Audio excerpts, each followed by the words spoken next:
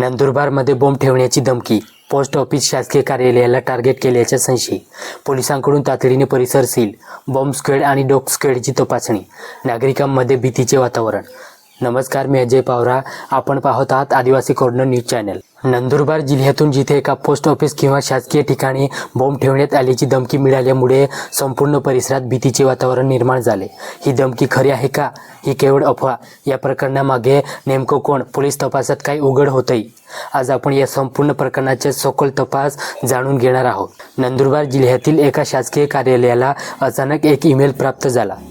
या संदेशात स्पष्टपणे असा उल्लेख करण्यात आला की त्या ठिकाणी बॉम्ब ठेवण्यात आला आहे. ही माहिती मिळताच स्थानिक प्रशासन सतर्क झाले. पोलिसांनी तात्काळ घटनास्थळी धाव घेतली. परिसरातील सर्व नागरिकांना बाहेर काढण्यात आले. सुरक्षा व्यवस्था कडक करण्यात आली. काही वेळासाठी संपूर्ण परिसरात तणावपूर्ण वातावरण निर्माण झाले. या घटनेनंतर पोलिसांनी अत्यंत जलद आणि शिस्तबद्ध पद्धतीने कारवाई केली. बॉम्ब स्क्वॅडला पाचारण केले. डॉग स्क्वॅडने परिसराची तपासणी केली. प्रत्येक कोपऱ्याची बारकाईने पाहणी केली. CCTV फुटेज तपासणी सुरू. कॉल ट्रेसिंग प्रक्रिया सुरू. पोलीस अधिकाऱ्यांनी सांगितले की सध्या कोणत्याही संशयास्पद वस्तू आढळलेल्या नाही, पण तपास पूर्ण होईपर्यंत खबरदारी घेतली जात आहे. आता सर्वात महत्त्वाचा प्रश्न म्हणजे ही धमकी खरी आहे का? प्राथमिक तपासानुसार घटनास्थळी कोणताही बॉम्ब किंवा स्फोटक सापडलेला नाही. धमकी देणारा कॉल संशयास्पद. काही वेळा अशा धमक्या मिसचिप कॉल असतात. मात्र पोलीस कोणतीही शक्यता नाकारत नाहीत. सखोल तपास सुरू आहे. तज्ज्ञांच्या मते असे आहे की अशा प्रकारच्या धमक्या 3 प्रकारच्या असू शकतात. खोटी अफवा, दहशत निर्माण करण्याचा प्रयत्न, एखाद्या गुन्ह्यापासून लक्ष विचलित करण्याचा प्रयत्न.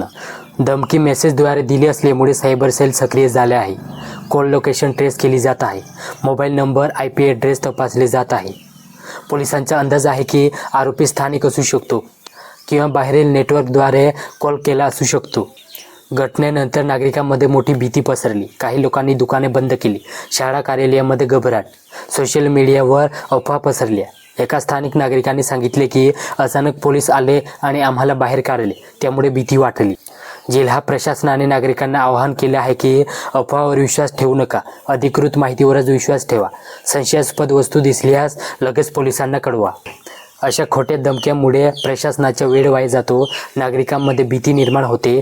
कायदा सुव्यवस्था बिघडते. खऱ्या आपत्कालीन परिस्थितीकडे दुर्लक्ष होऊ शकते.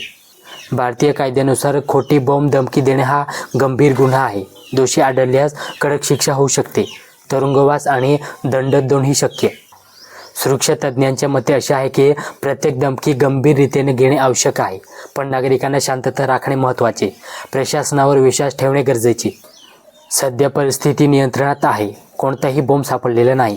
तपास सुरू आहे. आरोपीचा शोध सुरू. अशा घटनांमुळे समाजात भीती निर्माण होते आणि प्रशासनासाठी मोठे आव्हान उभे राहते. आपणही सतर्क राहा आणि कोणतीही अफवा पसरवू नका. नमस्कार.